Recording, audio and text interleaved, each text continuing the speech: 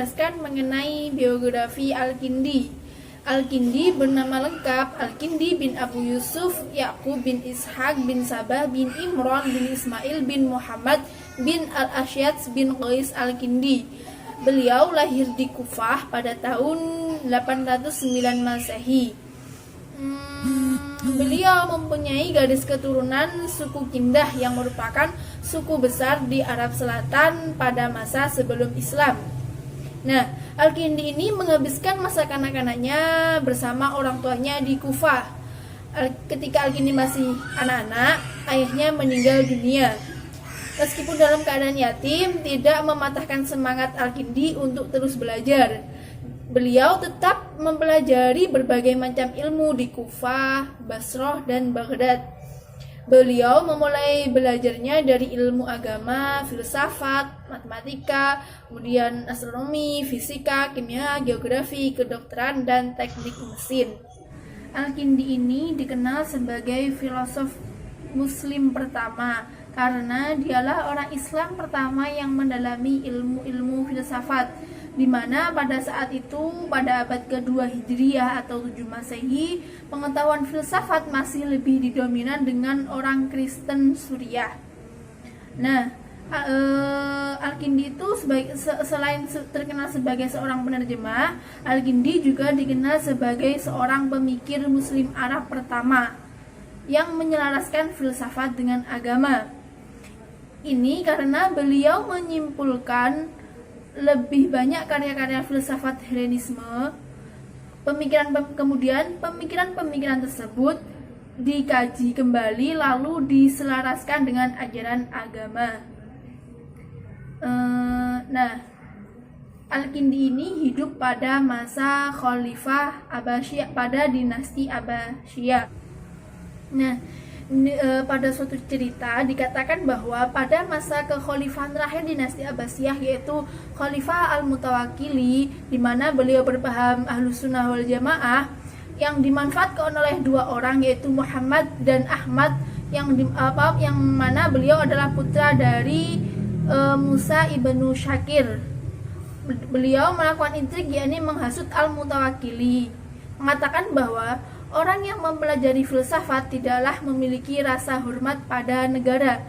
Kemudian akhirnya Mutawakkili memerintahkan untuk menghukum Al-Kindi, serta perpustakaan yang bernama Al-Kindiyah disita. Nah, dari kejadian tersebut, Al-Kindi mengasingkan diri ke Baghdad dan menjauhkan diri dari keramaian hiruk-pikuk dunia pada sisa hidupnya, dan kemudian akhirnya meninggal dunia. Ada pendapat yang mengatakan beliau meninggal pada tahun 252 Hijriah atau 866 Masehi. Demikian biografi singkat mengenai Al-Kindi. Selanjutnya akan dijelaskan oleh pemateri lainnya. Terima kasih.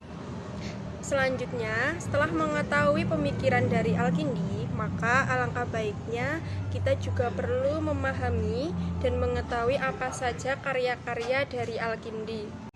Sebagai seorang filosof Islam yang produktif, diperkirakan karya dari Al-Kindi yang pernah ditulis kurang lebih berjumlah 270 buah karya yang terdiri dari berbagai bidang. Karya-karya beliau di dalam bidang filsafat diantaranya adalah yang pertama, yaitu kitab Al-Kindi ila al-Mu'tasim billah fi al-falsafah al-ula, yaitu kitab tentang filsafat pertama. Kitab yang kedua, yakni ada kitab al-falsafah al-dakilat wa al-masail al-mantikiyah wa al-mu'tasyah wa mafauqa al-tabi'iyah, yaitu kitab yang menceritakan tentang filsafat yang diperkenalkan dan masalah-masalah logika dan muskil serta metafisika. Selanjutnya yang nomor 3 ada kitab fi ammahu latanalu al-falsafa illa bi'ilmi al-riyadiyah, yaitu tentang filsafat tidak dapat dicapai kecuali dengan ilmu pengetahuan dan matematika. Selanjutnya yang nomor 4 ada kitab fi ma'iyah al-ilmi wa aqsamihi, yaitu kitab tentang sifat ilmu pengetahuan dan klasifikasinya. Selanjutnya yakni ada kitab Risalah fi Hudud al-Asy'wa Rusumiha, yaitu tentang definisi benda-benda dan uraiannya.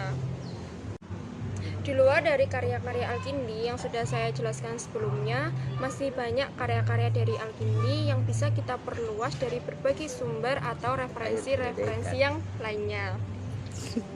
Di sini, saya Nelly Cornelis akan membahas tentang filsafat Al-Kindi. Al-Kindi dalam pembahasan filsafat ketuhanannya mengawalinya dengan uraian tentang urgensinya filsafat.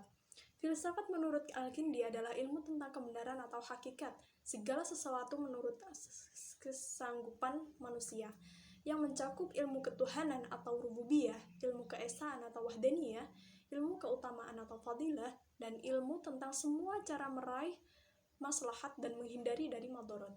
Tujuan seorang filosofis bersifat teoritis, yaitu mengetahui kebenaran tersebut dengan tindakan.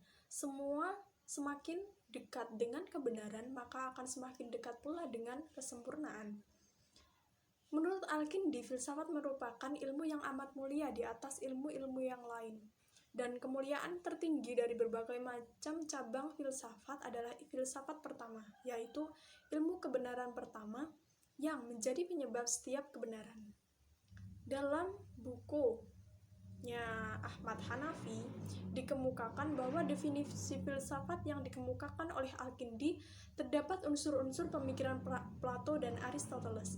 Melihat bagaimana fanatisme Al-Kindi tersendiri dalam filsafat keduanya yang tidak bisa dipungkiri akan mempengaruhi pemikiran-pemikiran Al-Kindi.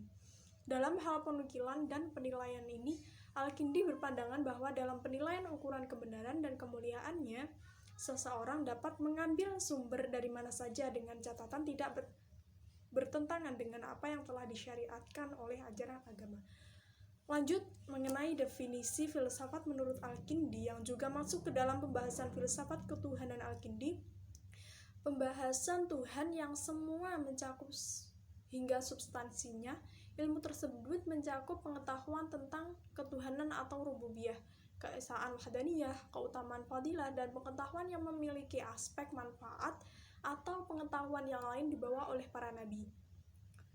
Jadi Al-Kindi tidak lupa menjelaskan bahwa tiadanya tujuan dari seorang filosof itu melainkan untuk mengetahui sebuah kebenaran dari tinjauan ilmu dan mengamalkannya kebenaran tersebut dari tinjauan penerapan.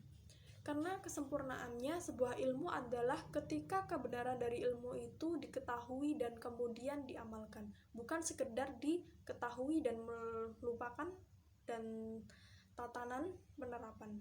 Dari segi sini juga Al-Kindi juga mengatakan bahwa filsafat itu tidak bertentangan dengan